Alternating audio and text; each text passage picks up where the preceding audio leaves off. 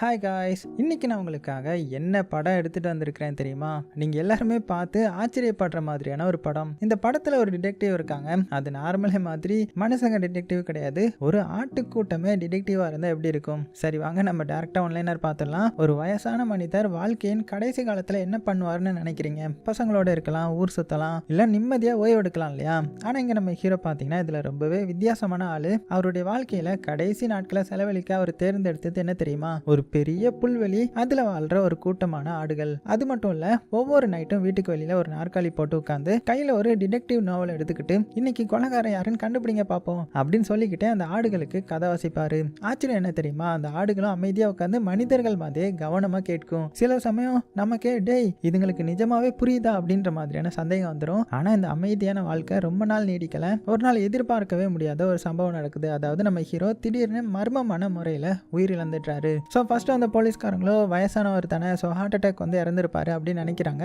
So கேஸை வந்து almost close பண்ணிட தயாராகிறாங்க. ஆனா உண்மை அது கிடையாது. யாரோ ஒருத்தங்க நம்ம ஹீரோவை திட்டமிட்டு கொலை பண்ணியிருக்காங்க. ஸோ அது யாருன்றது யாருக்குமே தெரியாது. ஆனா ஒரே ஒரு கூட்டத்துக்கு மட்டும் தெரியும். அது யாருன்னா ஹீரோ வாழ்க்கை ஃபுல்லா நேசிச்சு வளர்த்த அந்த ஆடுகளுக்கு தான். ஸோ நம்ம ஓனருக்கு நியாயம் கிடைக்கணும், அவருக்கு நடந்தது ஆக்சிடென்ட் கிடையாது, நம்ம தான் உண்மையான கல்பிரிட்டா கண்டுபிடிக்கணும் அப்படின்னு முடிவு பண்ணி ஒவ்வொரு நாளும் நம்ம ஹீரோ படிச்சு காட்டிய அந்த டிடெக்டிவ் கதைகள்ல இருந்து கத்துக்கிட்ட இன்வெஸ்டிகேஷன் ஸ்கில்ல பயன்படுத்தி இந்த ஆடுகளே ஒரு டிடெக்டிவா மாறி செயல்பட ஆரம்பிக்குதுங்க. ஆனா ஒரு ஆட்டுக்கூட்டம் எப்படி கொலை கேஸை சால்வ் பண்ணும்? அதுவும் மனிதருக்கே புரியாத இந்த மர்மமான கொலையை எப்படி சால்வ் பண்ணுதுங்க அப்படின்ற கதையெல்லாம் ரொம்பவே சூப்பரா சொன்ன கதை தான் 2026 இப்போ ரிலீஸ் ஆன the chief detective. So welcome back to mister voice over. வாங்க இப்போ நம்ம படத்தோட கதைக்குள்ள போயிடலாம். படத்தோட ஓப்பனிங் சீன்லயே இங்கிலாந்துல இருக்கிற ஒரு அமைதியான கிராமத்தை தான் காட்டுறாங்க. சுத்தியுமே பாத்தீங்கன்னா பசுமையான புல்வெளியா இருக்குது இல்லையா? ஸோ பாக்குறதுக்கே அவ்வளவு அழகா இருக்குது. ஸோ வீட்டுக்கு வெளியில ஒரு மங்கலான விளக்கு, அதுக்கு கீழே நம்ம ஹீரோ வந்து ஒரு புத்தகத்தை கையில வச்சுட்டு உட்கார்ந்து இருக்கிறாரு. அவரை சுத்தி மனிதர்கள் கிடையாது, ஒரு பெரிய ஆட்டுக்கூட்டம். ஸோ அவங்களுக்கு முன்னாடி சிரிச்சுக்கிட்டே நம்ம ஹீரோ வந்து கதை படிக்க ஆரம்பிக்கிறாரு. ஸோ இவருடைய பேர் வந்து ஜார்ஜ். ஸோ வாழ்நாள் முழுக்க இந்த கிராமத்திலேயே வாழ்ந்த ஒரு சாதாரணமான இந்த சீப் ஃபார்மர். ஸோ மக்கள் கூட்டம் பிடிக்காது, ஊருக்குள்ள போறதும் ரொம்பவே ரேர் தான். அவருடைய உலகமே இந்த புல்வெளியும் இந்த ஆடுகளும் தான். ஸோ அதோட இன்னொரு விஷயம் என்னன்னா, அவருக்கு ரெபக்கான்ற மாதிரி ஒரு பொண்ணு இருக்காங்க. அவளை சின்ன வயசுல இருந்து வளர்க்க முடியாத மாதிரியான ஒரு சூழ்நிலை வந்துடுச்சு. அதனாலேயே இப்பவும் கூட அவளுக்கு அடிக்கடி கடிதம் எழுதி இங்க இருக்கிற ஒவ்வொரு நாளும் எப்படி போகுது, இவருடைய ஆடுகள் என்ன பண்ணுது அப்படின்னு எல்லாத்தையுமே ஷேர் பண்ணிப்பாரு. உண்மையை சொல்லணும்னா நம்ம ஹீரோவுக்கு ரெபக்காவை வளர்க்கணுன்ற ஆசை இல்லைன்னு கிடையாது. ஆனா ஹீரோடைய வாழ்க்கை தான் அவர் அப்படி வாழ விடல. அப்படியே கொஞ்சம் பின்னாடி போய் பார்த்தா ஹீரோ வந்து இள வயசுல இருக்கும் போதே அவருடைய மனைவி வந்து இறந்து போயிட்டாங்க. ஸோ அந்த நேரத்துல 2 சின்ன குழந்தைங்களை தனியா வளர்க்குற அளவுக்கு அவருக்கு வசதியும் கிடையாது, மனநிலையும் கிடையாது. அதனால ரொம்பவே கஷ்டப்பட்டு மனசை கல்லாக்கிட்டு தன்னுடைய 2 குழந்தைங்களையுமே வேற குடும்பத்துக்கு கொடுத்து வளர்க்க சொல்றாரு. ஆனா அதுக்காக ஒரு நாள் கூட அவங்கள மறந்ததே கிடையாது. அதனாலதான் இப்ப கூட ரெபக்காவுக்கு அடிக்கடி கடிதம் எழுதிட்டு இருப்பாரு. சோ இன்னைக்கு லில்லி என்ன பண்ணிச்சு தெரியுமா? செபஸ்டின் இன்னைக்கு தனியா மலை மேல ஏறி போய் உட்கார்ந்து இருந்தான் அப்படின்னு தினமும் இந்த புல்வெளியில நடக்கிற சின்ன சின்ன விஷயங்கள் எல்லாம் ஷேர் பண்ணிப்பாரு. சோ இப்படி நம்ம ஹீரோடைய இந்த உலகத்துல மனிதர்களை விட முக்கியமானவங்க யாருன்னு கேட்டா அது இந்த ஆடுகள் தான். அதுவும் ஒவ்வொரு ஆட்டுக்கும் ஒரு தனித்தனி கேரக்டர் இருக்குது. சோ முதல்ல இருக்கிறது சார் ரைஃபிள். சோ இந்த ஆட்டை பார்த்தாலே ஒரு ராஜ குடும்பத்து ஆள் மாதிரி தெரியுது இல்லையா? சோ எப்போதுமே சீரியஸான ஃபேஸ், கம்பீரமான நட, நான் ஒரு சாதாரண ஆடு கிடையாதுரா அப்படின்ற மாதிரி ஒரு ஆட்டிடியூடு. ஸோ அந்த ஆட்டிடியூடோடய இந்த ஆடு வந்து சுத்தும். அதுக்கப்புறம் ஒரு ஃபீமேல் ஆடு. ஸோ அவங்களுக்கு பார்த்தீங்கன்னா தன்னை விட அழகான ஆடு இந்த உலகத்திலே இல்லைன்ற மாதிரி ஒரு நம்பிக்கை. ஸோ நடக்கிறதுமே மாடல் வாக் தான். மற்ற ஆடுகளை பார்த்து உங்களுக்கும் எனக்கும் ரொம்பவே டிஃப்ரெண்ட் இருக்குன்ற மாதிரியான ஒரு லுக் விடுவாங்க. ஸோ அடுத்தது பூ. பாவம் அதோடைய கண்ணை மூடுற அளவுக்கு முடி வளர்ந்துருக்கும். சரியா எதுவுமே தெரியாது, ஆனால் அதை பற்றி கவலையும் கிடையாது. எப்போவுமே சந்தோஷமான மூடில் தான் இருப்பாங்க. அதுக்கப்புறம் தான் வர்றாங்க நம்மளுடைய ரவுடி பிரதர்ஸ் ரெக்கி மற்றும் ரோனி. ஸோ அவங்களுக்கு வாழ்க்கையில ஒரே ஒரு சந்தோஷம், ஏதாவது கண்ணில் பட்டா அடிச்சு தூக்கலாமா, ஒரு முட்டு விட்டு பார்ப்போமான்ற மாதிரி யோசிக்கிறது தான். ஆனா அந்த முழு கூட்டத்திலையும் ரொம்பவே ஸ்பெஷலான ஆடுனா யாருன்னா அதுதான் மேப்பிள். ஏன்னா மேப்பிள் கிட்ட ஒரு வித்தியாசமான எபிலிட்டி இருக்கும். ஒரு தடவை பார்த்த விஷயம், ஒரு தடவை கேட்ட வார்த்தை, ஒரு தடவை நடந்த சம்பவம், அதை வந்து அவனால வாழ்நாள் ஃபுல்லுமே மறக்க முடியாது, எல்லாத்தையுமே நினைவுல வச்சிருப்பான். இப்படி இருக்கச்சுல நம்ம ஹீரோவுக்கு ரொம்ப பிடிச்ச 2 ஆடுகள் வந்து வேறதான். ஒன்னு வந்து லில்லி, இன்னொன்னு வந்து செபஸ்டின். இந்த செபஸ்டின் பாத்தீங்கன்னா மற்ற ஆடுகளை மாதிரி கிடையாது, கொஞ்சம் கருப்பு நிற ஆடு, எப்பவுமே தனியா தான் இருப்பான். மற்றவங்களோடய சேர்ந்து சுத்துறது ரொம்பவே ரேர் தான். ஸோ புல்வெளிக்கு பக்கத்துல இருக்கிற ரொம்பவே உயரமான மேட்டுக்கு போய் உட்காந்து அங்கிருந்து எல்லாத்தையுமே அமைதியா பார்த்துட்டு இருப்பான். ஸோ இதை பார்த்த மற்ற ஆடுகளும் இவனுக்கு என்னடா இவ்வளவு திமிரு, யாருக்கிட்டையுமே பேச மாட்டானா அப்படின்னு நினைப்பாங்க. ஆனா உண்மை என்னன்னா செபஸ்டினுக்கு பின்னாடி யாருக்குமே தெரியாத ஒரு வேதனையான கடந்த காலம் இருக்கு. அது என்னன்றது பின்னாடி தெரிய வரும். இங்க நம்ம ஹீரோ மட்டும் பாத்தீங்கன்னா எப்போதுமே ஒரு விஷயத்த மட்டும் தான் ரொம்பவே ஸ்ட்ராங்கா சொல்லுவாரு. இந்த உலகத்திலேயே ஸ்மார்ட்டஸ்டான ஆடுன்னு யாருன்னு கேட்டா அது லில்லி தான். ஏன்னா லில்லி லில்லி வந்து சாதாரண ஆடு கிடையாது. ஒவ்வொரு நைட் வந்து நம்ம ஹீரோ இந்த டிடெக்டிவ் நாவல் படிக்கும்போது மற்ற ஆடுகள் பாதி தூக்கத்தில் தான் கேட்டுட்டு இருக்கோம். ஆனால் நம்ம லில்லி மட்டும் ஃபுல் கான்சன்ட்ரேஷன்ல கேட்பாங்க. ஸோ அது மட்டும் இல்லை, அந்த கதையை அனலைஸ் பண்ணுவாங்க, க்ளூவை வந்து கனெக்ட் பண்ணுவாங்க. அதுக்கப்புறம் எல்லாத்தையும் பார்த்து இல்லை கொலைகாரன் இவனா இருக்க முடியாது, நான் சொல்கிறேன் பாருங்க, இன்னும் ட்விஸ்ட் இருக்கு அப்படின்னு இந்த டிடெக்டிவ் மாதிரியே ப்ரிடிக்ட் பண்ண ஆரம்பிச்சிடுவான். ஸோ ஆச்சரியம் என்னன்னா, ஹீரோ படிக்கிற கதைகளில் உண்மையான கல்பிரிட் யாருன்னு லில்லி வந்து கெஸ் பண்ணுறது பெரும்பாலுமே கரெக்டாகவே இருக்கும். அதனாலேயே நம்ம ஹீரோவுக்கு லில்லி மேலே தனி பாசம். இப்படி ஒவ்வொரு நைட்டும் கதையை படித்து முடிச்சுட்டு நம்ம ஹீரோ வந்து தூங்க போய்ட்டுருவாரு. ஆனால் உண்மையான ஃபன் அதுக்கப்புறம் தான் ஆரம்பிக்கும். அதாவது ஹீரோ தூங்கின உடனே எல்லா ஆடுகளும் நல்லா முழிச்சிக்கும். ஒருத்தன் வந்து நான் அப்பவே சொன்னல அந்த பட்லர் மேலே தான் சந்தேகம் இருக்குன்ற மாதிரி பேசுவான். இன்னொருத்தன் டே இல்லடா போலீஸ் ஆஃபீஸர் தான் அந்த ரியல் கல்பிரிட் அப்படின்னு சண்டை போட்டுட்டு இருப்பாங்க. ஸோ அந்த நைட்டு ஃபுல்லுமே டிடெக்டிவ் டிஸ்கஷன் தான் ஓடிட்டு இருக்கும். ஆனால் அந்த கூட்டத்தில் இருந்த ஒரே ஒரு ஆடை மட்டும் யாருமே அவங்களுடைய கூட்டத்தில் வந்து சேர்த்துக்க மாட்டாங்க. யாரும் அதுக்கிட்ட பேச மாட்டாங்க, யாரும் அது கூட படுக்க கூட மாட்டாங்க. அந்த குட்டி ஆட்டோடைய பேரு தான் வின்டர். வின்டர் வந்து ஒரு வித்தியாசமான ஆடு. ஏன்னா சாதாரணமான ஆடுகள் வந்து ஸ்ப்ரிங் சீசன்ல பிறக்கும். ஆனா இந்த வின்டர் ஆடு மட்டும் குளிர்காலத்துல பிறந்தது. அதனால இது நார்மல் ஆடு கிடையாது, இது ரொம்பவே ஸ்ட்ரேஞ்சுன்ற மாதிரி எல்லாருமே சந்தேக பார்வையிலே பார்ப்பாங்க. பாவம் இந்த வின்டர் கடுமையான இந்த குளிர்காலத்துல கூட பாத்தீங்கன்னா மற்ற ஆடுகளை வந்து அதோடைய இடத்துல தூங்குறதுக்கு கூட அனுமதிக்க மாட்டாங்க. அது மட்டும் தனியா வெளியில படுத்துட்டு வானத்தையே பார்த்துட்டு இருக்கும். இப்படி இருக்கச்சுல இந்த நைட் வந்து யாருமே எதிர்பார்க்காத ஒரு விஷயம் நடக்க போகுது. ஸோ அடுத்த நாள் காலையில அமைதியான ஒரு காலை ஆரம்பிக்குது. பறவைகள் சத்தம், அந்த குளிர்ந்த காத்து அப்படின்னு எல்லாமே நார்மல் மாதிரி தான் இருக்கும். ஸோ லில்லியும் அந்த மேப்பிலும் பார்த்தீங்கன்னா வழக்கம் போல புல்வெளியை சுற்றி வராங்க. ஆனால் திடீர்னு அந்த லில்லி பார்த்தீங்கன்னா அப்படியே நின்றுறாங்க. மேப்பிலும் அதிர்ச்சியோட பார்க்குறான். என்னன்னா அவங்களுக்கு முன்னாடி புல்வெளி நடுவில் அப்படியே அசைவில்லாமல் படுத்து இருந்தது ஹீரோவுடைய அந்த உடம்பு. ஸோ அந்த மேப்பில் அதை பார்த்த உடனே புரிஞ்சுக்கிறான். ஸோ மெதுவாக நம்ம ஹீரோ கிட்ட போய் பார்க்குறான். சில நொடிகள் அப்படியே அமைதியாக இருக்காங்க. அதுக்கப்புறம் தலை குனிஞ்சிட்டு லில்லி அவருடைய இதயம் வந்து துடிக்கல, ஹீரோ வந்து நம்மளை விட்டு போயிட்டாரு அப்படின்னு சொல்ல. ஸோ லில்லிக்கு வந்து இதை ஏற்றுக்கவே முடியல. ஏன்னா ஆடுகளுடைய நம்பிக்கைப்படி யாராவது இறந்தா அவங்க வந்து வானத்தில் வந்து ஒரு மேகமா மாறிடுவாங்க போல. அப்படி இருக்க நம்ம ஹீரோ ஏன் மேகமா மாறல, ஏன் இப்படி அசைவில்லாம அப்படியே படுத்திருக்கிறாரு அப்படின்னு லில்லியும் மற்ற ஆடுகள் மாதிரி அப்படியே குழம்பி போய் நிற்கிறாங்க. அப்பதான் அந்த மேப்பிள் மெதுவா முன்னாடி வரான். இந்த கூட்டத்திலேயே இயற்கையை வந்து உண்மையா புரிஞ்சுக்கிட்ட ஒரு ஆடுனா அது இவன் தான். ஸோ அவன் அமைதியா என்ன சொல்றானா, லில்லி இங்க பாரு, மனிதர்கள் நம்மளே மாதிரி கிடையாது, நம்ம நம்புற மாதிரி அவங்க மேகமா மாற மாட்டாங்க, அவங்க போயிட்டாங்கன்னா ஸோ அதுதான் முடிவு அப்படின்னு அந்த வார்த்தையை கேட்டதுமே லில்லிக்கு வந்து மனசே உடஞ்சு போயிருது. ஆனா அதை விட ஆச்சரியமான ஒரு விஷயம் என்னன்னா, இந்த ஆடுகளுக்கு ஒரு வித்தியாசமான ஒரு இது இருக்குது. என்னன்னா அவங்க விரும்பினா தங்களுக்கு பிடிக்காத நினைவுகளை, வலிய, சோகத்தை எல்லாத்தையுமே மறந்துடலாம். ஒரு நிமிஷத்துக்கு முன்னாடி இந்த வேதனையை அடுத்த நிமிடமே இல்லாத மாதிரி இந்த ஆடு மாறிடும். இது நடக்கவே இல்லைன்ற மாதிரி மனசுல இருந்து அழிச்சிட முடியும். ஸோ உண்மையா பார்த்தா இது வந்து ஒரு சூப்பர் பவர் மாதிரி தானே. நமக்கெல்லாம் அந்த மாதிரி ஒரு எபிலிட்டி இருந்தா ஜம்முன்னு இருக்கும். ஒரு நிமிஷத்துக்கு முன்னாடி ஏதாவது பிரச்சனை நடந்துச்சுன்னா அதை மறந்துடலாம்ல. ஆனா இந்த பவர் ஒரே ஒரு ஆட்டுக்கு மட்டுமே கிடையாது, அது மேப்பிள் தான். ஸோ மேப்பிளால எதையுமே மறக்க முடியாது. ஒரு சந்தோஷம் நடந்தாலுமே, ஒரு காயம் ஏற்பட்டாலுமே, ஒரு இழப்பு வந்தாலுமே அது வாழ்நாள் முழுக்க அவனுடைய ஞாபகத்திலே இருக்கும். ஸோ அதனால சில சமயம் இது ஒரு பிளெஸிங் இல்லை, இது ஒரு சாபன்ற மாதிரி கூட அதுக்கு தோணும். இப்போ நம்ம ஹீரோ இறந்துட்டான்னு தெரிஞ்சதுமே மற்ற ஆடுகளுடைய ரியாக்ஷன் என்ன தெரியுமா, சரி மறந்துடலாம், ஹீரோவை நினைச்சா நமக்கு கஷ்டம் தான், இந்த வேதனையை நம்ம மனசுல இருந்து அழிச்சிடலான்ற மாதிரி யோசிக்க ஆரம்பிக்கிறாங்க. ஆனால் மேப்பிள் உடனே கோவப்பட்டு இல்லை நம்ம அப்படி பண்ணக்கூடாது, ஹீரோ நமக்காக என்னென்ன பண்ணான்றதை மறந்துட்டு நம்மளால எப்படி வாழ முடியும், அவர் நம்ம குடும்பம் மாதிரி, அவர் மறந்துடுறது அவரை 2வது தடவை கொல்ற மாதிரி. ஸோ நம்ம ஹீரோவை ஞாபகத்தில் வச்சுக்கணும் அப்படின்ற மாதிரி உறுதியாக சொல்ல, இந்த நேரத்தில் தான் கிராமத்தோடைய போலீஸ் அதிகாரி டிம் வந்து அந்த இடத்துக்கு வராரு. ஸோ டிம் வந்து ஒரு பெரிய டிடெக்டிவ் கிடையாது, அது போக இதே மாதிரி காம்ப்ளிகேட்டடான கேஸ் வந்து லைஃப்பில் ஹேண்டில் பண்ணதும் கிடையாது. ஸோ ஹீரோடைய உடம்பே ஒரு தடவை பார்த்துட்டு வயசானவர் தானே, ஸோ ஹார்ட் அட்டாக் வந்து இறந்துருப்பாரு, ஸோ கேஸை க்ளோஸ் பண்ணிடலான்ற மாதிரி ஒரு முடிவுக்கு வர. ஸோ இப்படி இந்த டிம் வந்து கேஸை க்ளோஸ் பண்ண போகிற நேரத்தில் திடீர்னு அங்கே பார்த்தீங்கன்னா ஒரு புது முகம் வருது.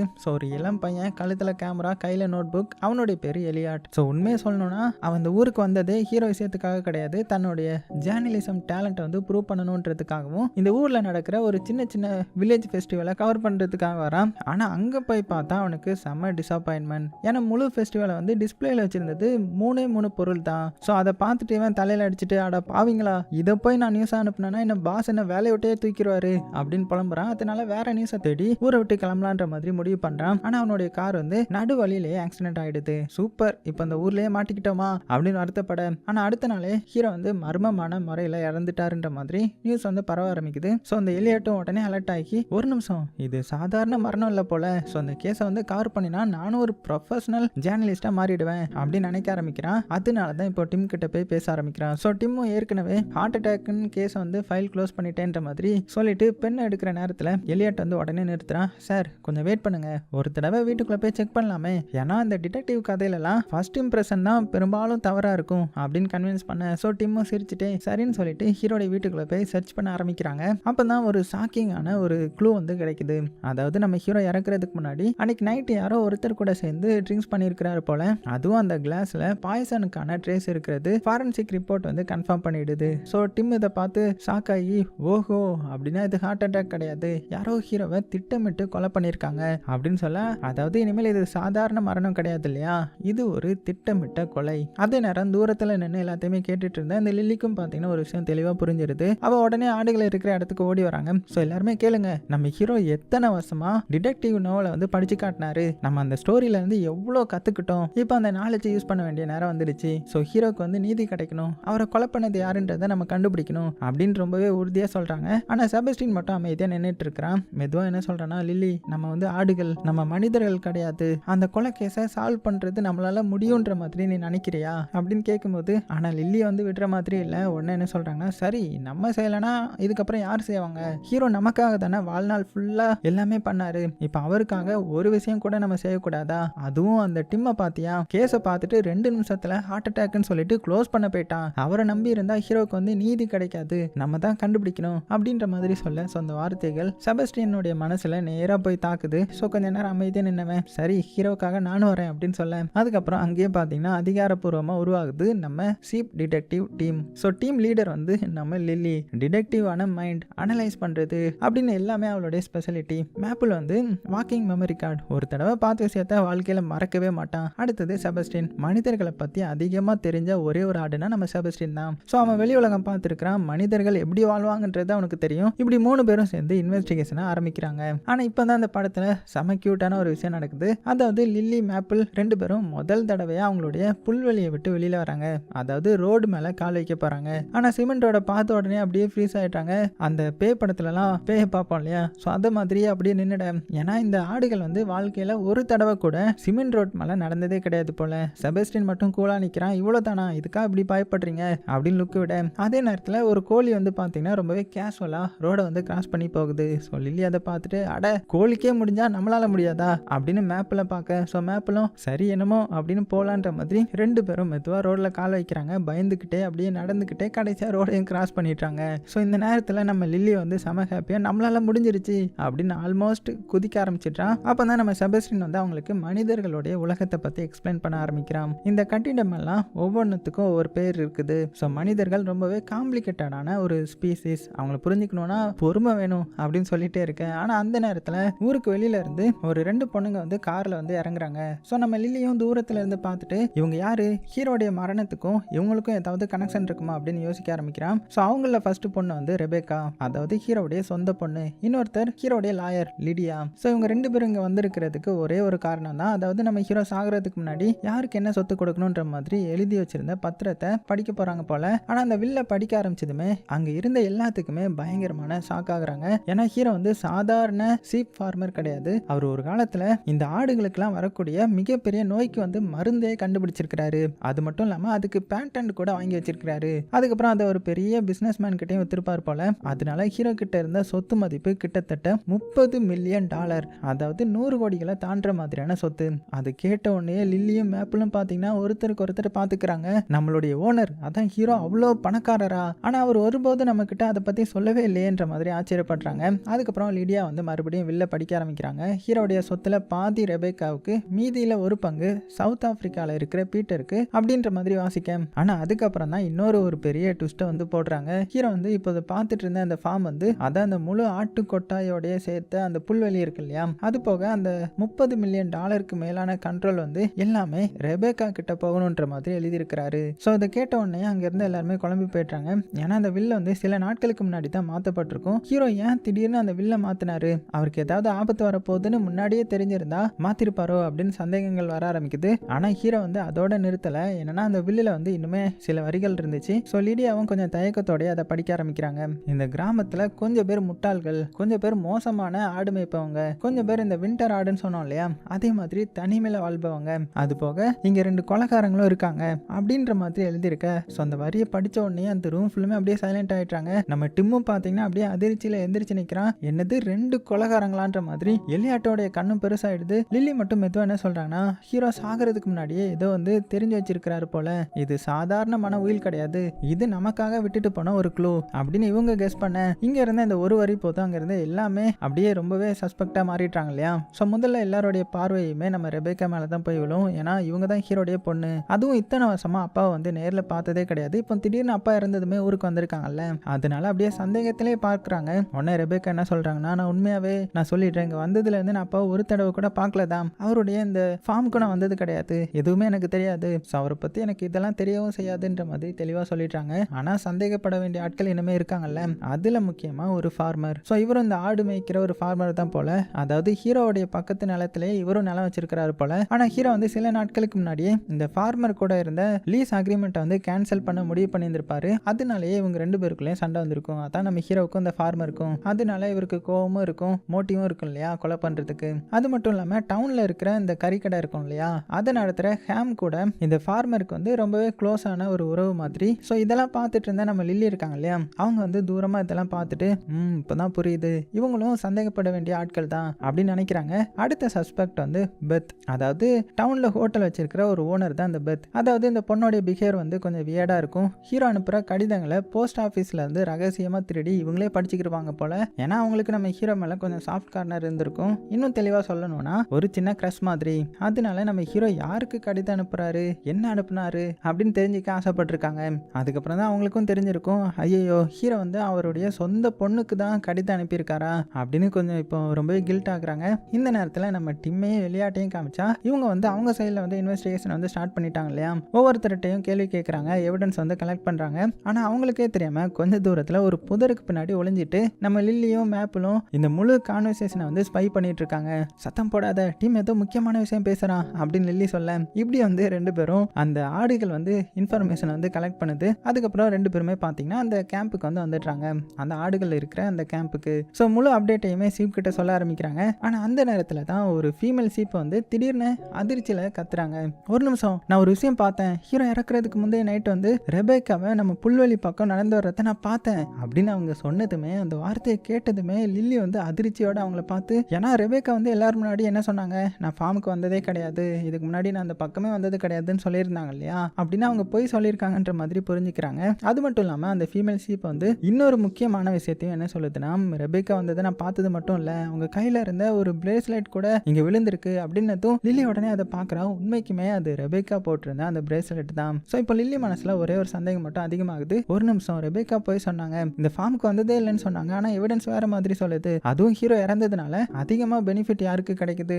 ரெபேக்காக்கு தானே அப்படின்னு யோசிக்க ஆரம்பிக்க, இப்போ லில்லி வந்து ஒரு கன்க்ளூஷனுக்கு வந்துடுச்சு, ஒருவேளை ரெபேக்கா தான் கொலைகாரங்களா. ஆனால் அந்த எவிடன்ஸை டிம் கிட்ட எப்படி நம்ம கொண்டு போகிறது, ஏன்னா இந்த ஆடுகளால் பேச முடியாது, அதுக்குள்ளே பேசிக்கும் ஆனால் வெளியில் வந்து பேச முடியாது இல்லையா, ஸோ நேராகவும் பேச சொல்ல முடியாது. அதனால லில்லி வந்து ஒரு பிளான் போடுறாங்க. அவங்களுடைய டீமை பார்த்து, காய்ஸ் நமக்கு டீமை இங்கே கூட்டிட்டு வரணும், யாராவது ஒரு டைவர்ஷன் கிரியேட் பண்ணுங்க அப்படின்னதும் அடுத்த சீன்லேயே ஒரு சீப் வந்து என்ன பண்ணுதுன்னா வேகமாக போய் டிம்மோடைய அந்த போலீஸ் கேப்பை வந்து திருடிட்டு ஓடுது. இதை பார்த்த டிம் அதிர்ச்சியில், அடே ஆடு, அது ஒன்றும் சாப்பிட்ற பொருள் கிடையாது அப்படின்னு பின்னாடியே ஓட ஆரம்பிக்கிறான். அந்த சீப்பும் பார்த்தீங்கன்னா அவனை நேராக ஹீரோடைய ஃபார்முக்கு வரைக்கும் கூட்டிட்டு வந்துடுது. இதனால அந்த தரையில் கடந்த பிரேஸ்லெட்டையும் டிம் வந்து கண்டுபிடிச்சிட்டான். ஸோ உடனே அதை சீரியஸாக பார்த்துட்டு, அப்படின்னா ரெபேக்கா உண்மைக்குமே இங்கே வந்திருக்காங்க, ஏன் போய் சொன்னாங்க அப்படின்னு நினச்சிட்டு அதுக்கப்புறம் டிம் நேராக பார்த்தீங்கன்னா ரெபேக்கா தங்கியிருந்த அந்த ஹோட்டல் ரூம் வந்து சர்ச் பண்ணுறான். அங்கே இன்னொரு ஷாக்கிங்கான ஒரு க்ளூ வந்து கிடைக்கும். அதாவது ரெபேக்காவோட ஷூல வந்து பாய்சனஸ் பிளான்ட்டோடைய ஒரு சீடு வந்து ஒட்டியிருக்கும். அது மட்டும் இல்லாமல் ரெபேக்காவுக்கு அமெரிக்காவில் பழைய அந்த கிரிமினல் ரெக்கார்ட் இருந்ததுன்றதுக்கான தகவலும் கிடைக்கும். ஸோ இப்போ கிடைச்ச எல்லா எவிடன்ஸையுமே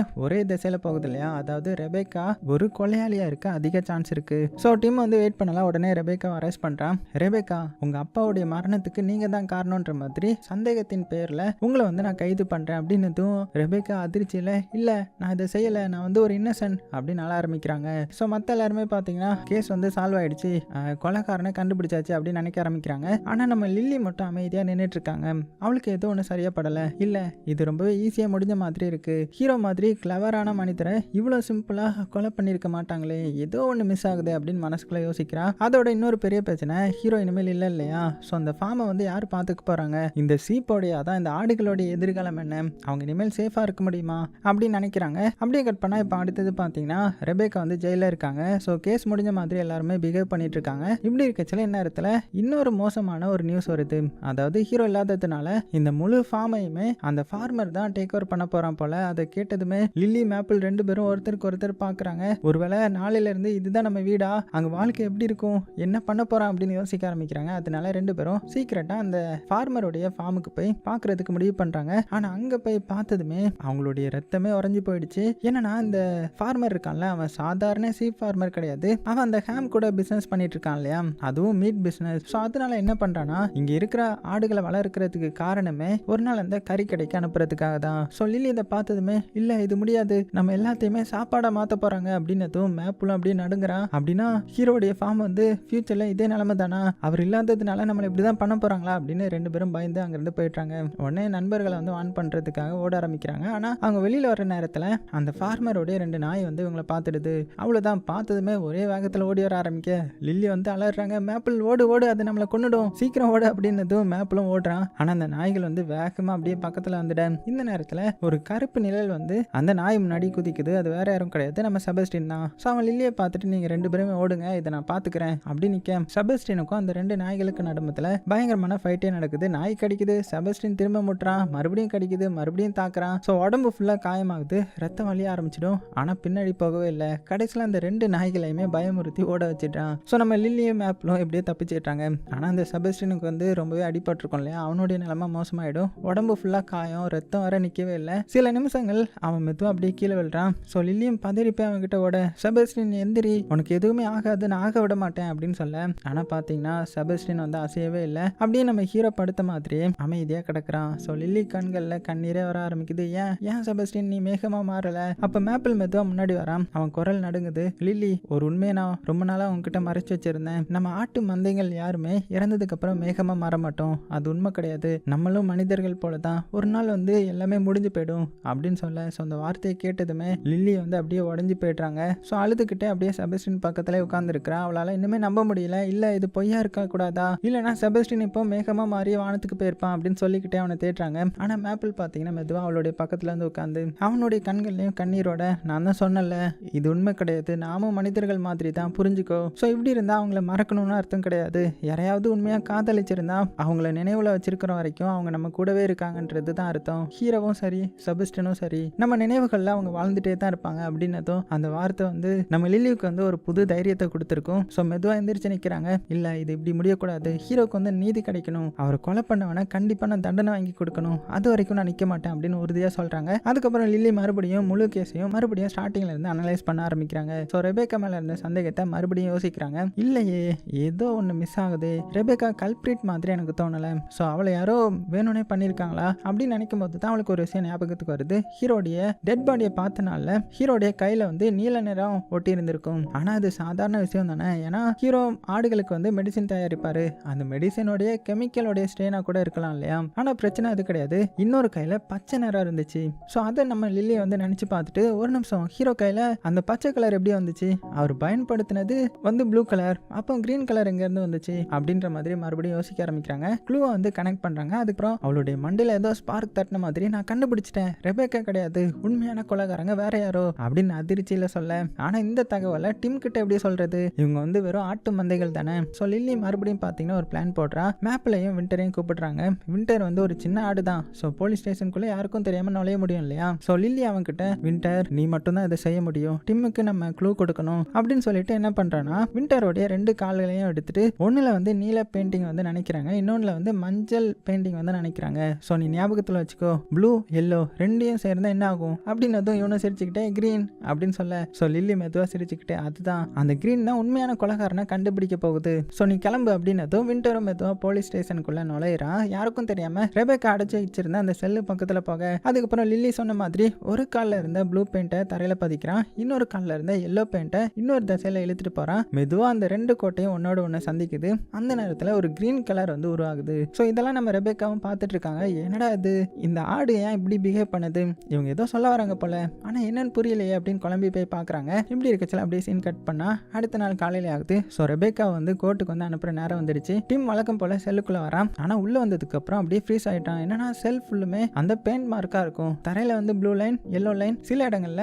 அந்த ரெண்டுமே சேர்ந்து கிரீன் கலரா மாறி இருக்கும். ஸோ டிம் வந்து புரியாம நிக்கிறான், இது யார் பண்ணது அப்படின்னதும் ரெபேக்கா உடனே நான் கிடையாது, அந்த ஆடு தான், நீங்க நம்ப மாட்டீங்கன்னு எனக்கு தெரியும், ஆனா உண்மையாவே அந்த ஆடு தான் பண்ணுச்சு அப்படின்னதும் டிம் வந்து நம்புவானா என்ன, ஃபர்ஸ்ட் நம்பல. ஆனா அந்த கிரீன் கலரை பார்த்த உடனே அவனுடைய மூளை வந்து வேகமா வேலை செய்ய ஆரம்பிக்குது. ப்ளூ எல்லோ கிரீன், ஒரு நிமிஷம், ஜார்ஜ் கையில இருந்தது கிரீன் ஸ்டெயின் அப்படின்னு யோசிச்சுட்டு அமைதியாயிட்டான். ஆனா இன்னுமே முழுசா புரியல. அதனால ரெபேக்காவை கூட்டிட்டு கோர்ட்டோடைய அந்த பேப்பர் ஒர்க்கை வந்து சைன் பண்ண போறான். ஸோ பென் எடுக்கிறான், சைன் போட போக ஆனா திடீர்னு கையை நிறுத்துறான். எழுந்து நின்னுட்டு அங்க இருந்து எல்லாரையுமே பார்த்து ஸ்டாப் பண்ணுங்க அப்படின்னு கத்திட்டு, ரெபேக்கா வந்து ஒரு இன்னசென்ட், அவங்க வந்து கொலைகாரங்க கிடையாது, உண்மையான கொலைகாரங்க யாருன்றது எனக்கு தெரியும் அப்படின்னு அங்க இருந்து எல்லாருமே அதிர்ச்சி ஆயிடுறாங்க. யார் இதுன்ற மாதிரி கேட்கும்போது டிம் வந்து மெதுவா பீட்டர் அப்படின்ற மாதிரி சொல்ல அங்க இருந்த மக்கள் வந்து குழம்பி போயிடுறாங்க. பீட்டரா? அவன் சவுத் ஆப்பிரிக்கால இல்லையா? இங்க பீட்டர்னு யாருமே இல்லையே அப்படின்னு ஏதோ டிம் வந்து சிரிக்கிறான். சிரிச்சுக்கிட்டே ஒருவேளை பீட்டர்ன்றவன் வேற ஒரு முகத்துல இந்த ஊர்லயே நம்ம கூடவே இருந்திருந்தா அப்படின்னதும் யாருக்குமே ஒண்ணுமே புரியல. உடனே டிம் மெதுவா திரும்பி ஒருத்தனை பாக்குறான். அவன் தான் எலியாட். சோ டிம் அவனை பார்த்து, மிஸ்டர் எலியாட், இல்ல உங்க உண்மையான பேர் பீட்டர் ஜார்ஜ் ஹார்டி தானே? ஜார்ஜோடைய மகன் தானே நீங்க? அதுவும் இந்த கொலையோடைய உண்மையான கல்பிரிட்டும் நீங்க தானே அப்படின்னதும் அந்த ரூம்ல இருந்த எல்லாருமே மறந்து போய் அப்படியே அமைதியாயிட்டாங்க. சோ எலியாட் யாருன்றது தெரியுது இல்லையா? இந்த ஊருக்கு ஜேர்னலிசம்காக வந்திருப்பான்ல, சோ அவன் தான் அது. சோ டிம் மெதுவா அந்த எலியாட் பக்கம் நடக்க ஆரம்பிக்கிறான். இல்ல, உங்க பேர் எலியாட் கிடையாது, உங்க உண்மையான பெயர் பீட்டர். ஹீரோவுடைய இன்னொரு பையனே நீங்க தான். சின்ன வயசுலயே வேற குடும்பத்துக்கு கொடுக்கப்பட்ட அந்த பீட்டர் நீங்க தான் அப்படின்னு சொல்ல அங்க இருந்து எல்லாருமே அதிர்ச்சியில உறைஞ்சி போறாங்க. ரெபேக்காவும் பாத்தீங்கன்னா நம்ப முடியாம பாக்குறாங்க. டிம் மறுபடியும் என்ன சொல்றான்னா, ஒரு நாள் உங்க அப்பா கோடிக்கணக்கான பணம் சம்பாதிச்சிருக்காருன்றது உங்களுக்கு தெரிய வந்துச்சு. அதுவும் அந்த சொத்துக்கள்ல பெரும்பகுதி ரெபேக்காவுக்கு போக போதுன்றதும் தெரிஞ்சிருச்சு. சோ அந்த சமயத்துல தான் உங்களுடைய பேராசை வந்து வேலை செய்ய ஆரம்பிச்சிருச்சு. அதனால ஜேர்னலிஸ்ட் மாதிரி நடிச்சிட்டு இந்த ஊருக்கு வந்தீங்க. ஃபெஸ்டிவலை கவர் பண்ண வந்தேன், கார் ஆக்சிடென்ட் ஆயிடுச்சு, அதனால ஊர்லயே தங்கிட்டேன்ற மாதிரி பெரிய பெரிய கதையெல்லாம் உருவாக்குனீங்க இல்லையா அப்படின்னு சொல்ல இந்த எலியாட்டோடைய முகமே மாற ஆரம்பிக்குது. டிம் மறுபடியும், அந்த நைட் வந்து நீங்க ஹீரோவை சந்திச்சிங்க, அதான் உங்க அப்பாவை சந்திச்சிங்க. முதல் முறையா அப்பாவை பார்த்த மகன் மாதிரி அவர் கூட உட்காந்து ட்ரிங்க்ஸ் எல்லாம் பண்ணீங்க.